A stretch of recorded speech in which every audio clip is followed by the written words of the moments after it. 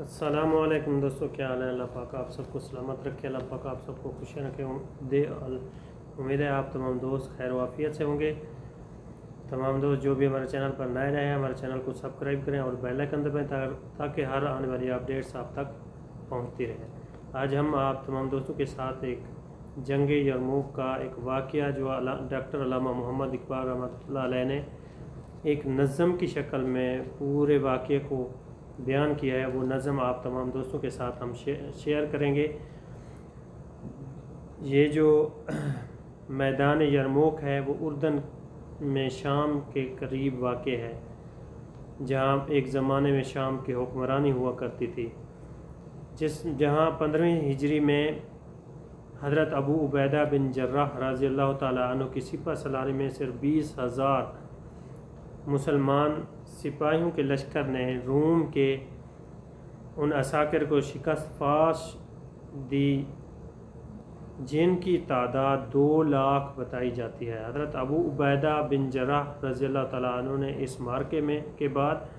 فاتح شام کی حیثیت سے شہرت پائی۔ اس جنگ کے آغاز میں ایک حیرت انگیز واقعہ پیش آیا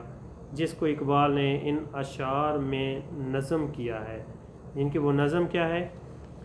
صف بستہ تھے عرب کے جوانان تیغ بند، تھی منتظر ہنا کی عروس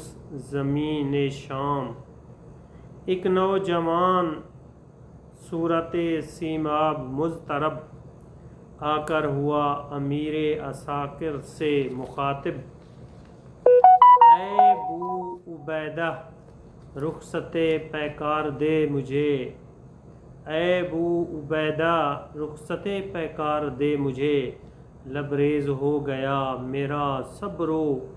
سکوں کا جام، بےتاب ہو رہا ہوں فراق رسول صلی اللہ علیہ وآلہ وسلم میں،